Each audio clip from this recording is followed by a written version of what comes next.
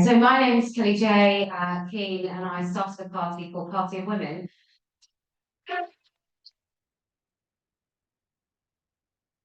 Because every single other party, sorry ladies, has told women that they hate us and they couldn't really give a rat's arse about us at all. And so there's no way that I'm wanting to join and stand with any of those people on any issue on the basis that they don't like us and they don't think that we should have any rights. So I just decided that how do we have these conversations? Well, what we do is we have a conversation by creating a space in which we can do that. So Let Women Speak does that. And then Party of Women does that in a totally different way, which is making sure that we can stand and sit in particular with particular audiences and say the things that we need to say. In addition to that, we got to send campaign material through the doors with things like "No woman wants a peanuts," and we posted those through the doors of nearly 1 million people across the United Kingdom.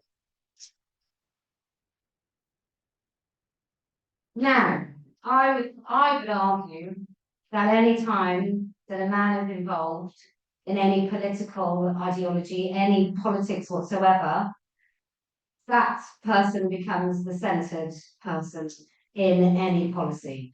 And so in order to centre women in any policy, you basically just have to have policies about women. And that's what happens, whether it's on race relations, whatever happens, it's all about men. So that's why we started Party of Women. When it comes to the Supreme Court, clearly we're all delighted that if you've got spare 50 grand, you can get some action now, because we now know what a woman is. But be very mindful, nothing changed. So all the people that you want to put 50 grand and take 50 grand out of your back pocket and pay some well-paid lawyer to go and fight it in a court of law, they could have done that last week, last year, last month, 10 years ago, 5 years ago, when we all knew about this already. And there is no court in the land who follows the law, which probably aren't that many, but there's no court in the land that couldn't have done the same things pre-Supreme Court judgment to post-Supreme Court judgment.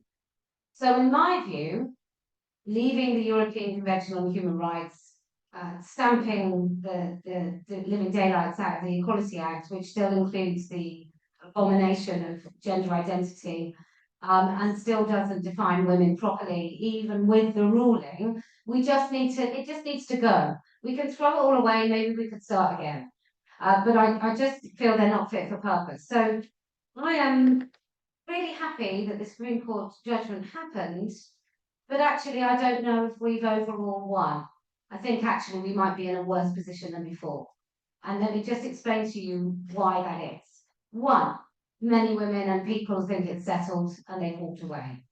And people in politics, they can basically Keir Starmer can say, well, there's been a Supreme Court ruling. I mean, he wouldn't say it quite as well as that.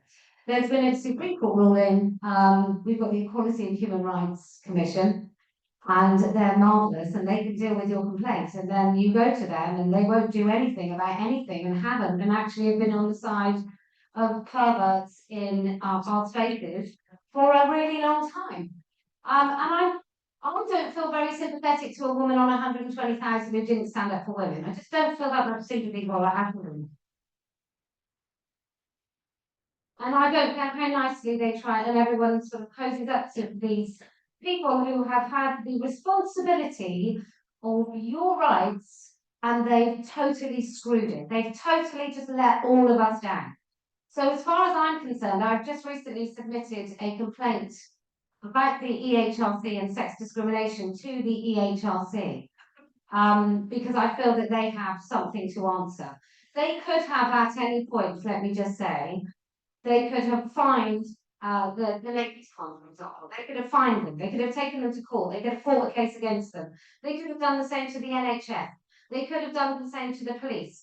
Like through every stage of this, from 2015, 2018, or 2012, when some of you more wonderful women knew all about this, but since sort of 2015, 2018, there was no point at which the EHRC couldn't have intervened on our behalf, and they didn't.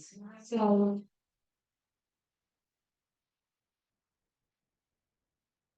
I've complained to them.